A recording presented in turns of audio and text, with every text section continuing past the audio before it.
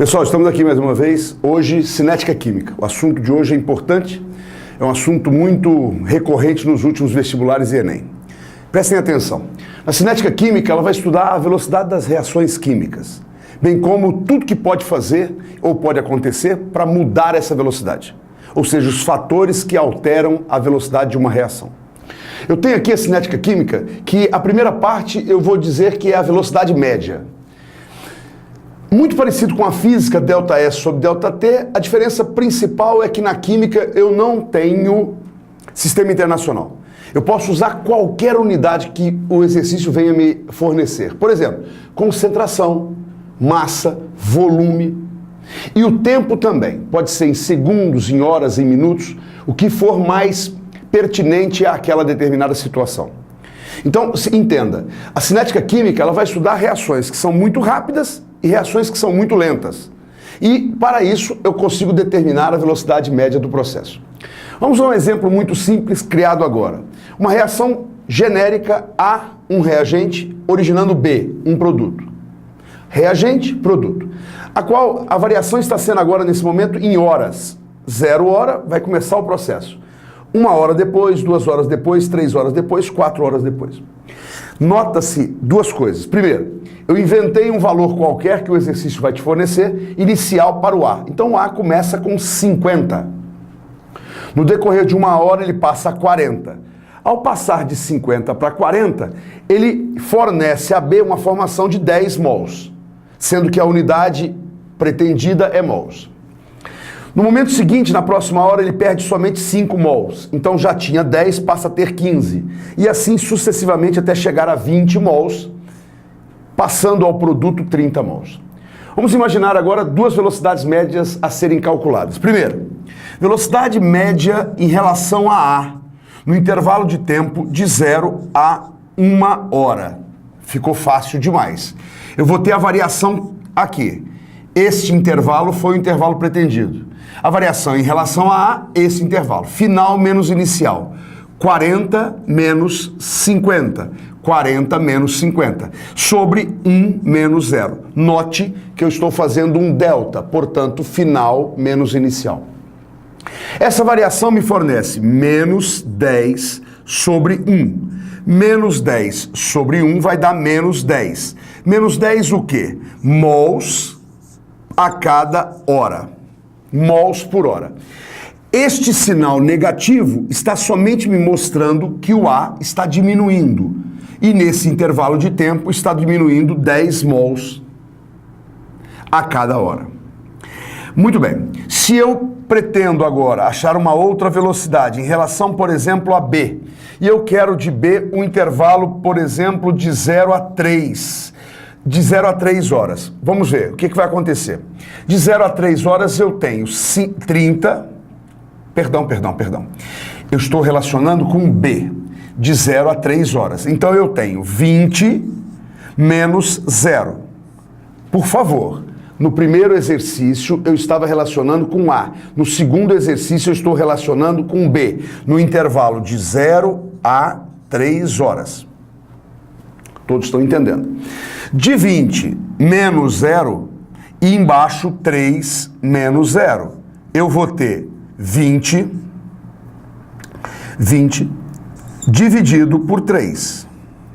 Ora, vai dar aproximadamente um valor de 6,7. 6,7 mols a cada hora. Agora, o valor foi positivo. Esse positivo significa dizer que o B, ao longo do tempo, aumentou os mols.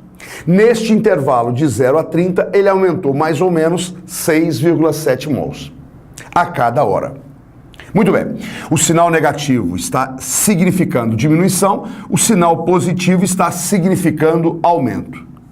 Pronto. Segundo tópico de hoje. No mesmo padrão de cinética química. Imagine que eu tenho uma reação genérica, preste atenção, 4A mais 2B originando C mais 4D. Uma reação qualquer em que eu tenha 2 reagentes e 2 produtos. Qualquer situação é pertinente. Vamos ver. 4A, 2B, C e D. O que eu tenho a dizer a vocês? A velocidade desse processo, ou dos participantes desse processo, é proporcional ao coeficiente estequiométrico do balanceamento dessa reação. Ou seja, esse A está acontecendo numa velocidade 4V. Seja esse V dado em mols por segundo, mols por hora, gramas por segundo, litros por segundo, não interessa qual é a unidade, mas ele é 4V. O B, ao mesmo tempo, está acontecendo numa velocidade à metade, pois é proporcional aos números de mols, portanto, 2V.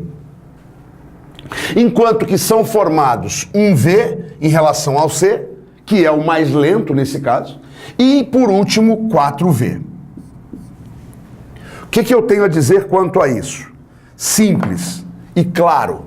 O A e o D, por algum motivo, não me interessa cogitar isso, por algum motivo, o A e o D possuem a mesma velocidade. Ao mesmo tempo que some 4V, aparece 4V em relação ao D. Em compensação, o A em relação ao C tem velocidade 4 vezes maior. E o B em relação ao C tem velocidade 2 vezes maior.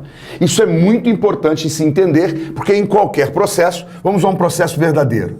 2NO2.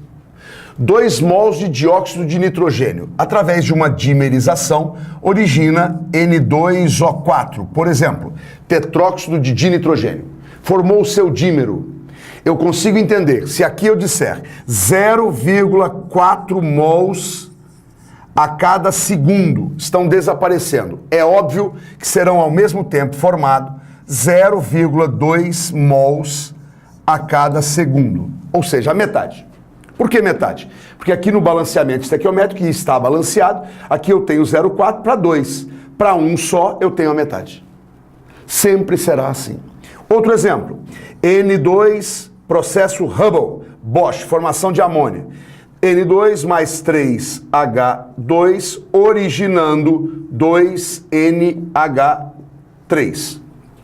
Se eu digo, por exemplo, que aqui é 0,1 mols a cada hora sendo consumido. Obviamente, na mesma proporção, 0,3 mols a cada hora em relação ao hidrogênio. E a formação da amônia se dará a 0,2 mols a cada hora. Note que isso é proporcional.